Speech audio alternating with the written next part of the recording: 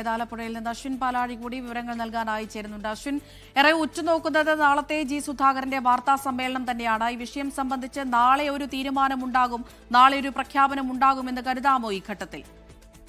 നാളെ തീർച്ചയായും ആ കാര്യത്തിൽ ഒരു പ്രഖ്യാപനം ഉണ്ടാകും എന്നുള്ളതാണ് അമൃത നമുക്ക് അവസാനം ലഭിക്കുന്ന വിവരം. അതായത് ഇന്ന് ജില്ലാ സെക്രട്ടറി ആർ നാസറിന്റെ നേതൃത്വത്തിൽ ജില്ലാ സെക്രട്ടറി അംഗങ്ങൾ പൂർണ്ണമായും അവിടെ എത്തി ചർച്ച നടത്തിയെങ്കിലും ഒരു തരത്തിലുള്ള അനുനയത്തിനും ജി സുധാകരൻ തയ്യാറായിട്ടില്ല. ജില്ലാ സെക്രട്ടറി അംഗങ്ങളെ വീട്ടിൽ പോലും കയറ്റാതെ സിറ്റ് ഔട്ടിലിരുത്തിയാണ് ജി സുധാകരൻ ചർച്ച നടത്തിയത്.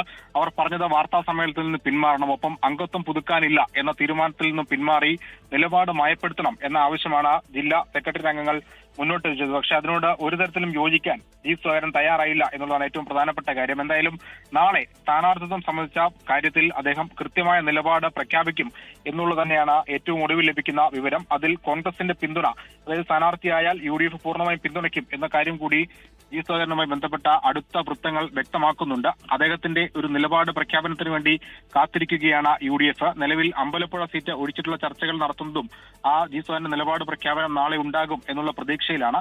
എന്തായാലും വളരെ രാഷ്ട്രീയ കേരളം തന്നെ ഉറ്റുനോക്കുന്ന വാർത്താ സമ്മേളനമായിരിക്കും നാളെ 11 മണിക്ക് അമ്പലപ്പുഴയിലെ അദ്ദേഹത്തിന്റെ വീട്ടിൽ നടക്കുക. അമൃത, ലോകത്തെവിടെയായാലും ഏത് സമയത്തും 24 വാർത്തകളും ഓഗ്മെന്റഡ് റിയാലിറ്റി പാക്കേജുകളും എക്സ്പ്ലെയിനറുകളും വിശദമായി കാണാൻ ഞങ്ങളുടെ യൂട്യൂബ് ചാനൽ നിങ്ങൾക്ക് സബ്സ്ക്രൈബ് ചെയ്യാം.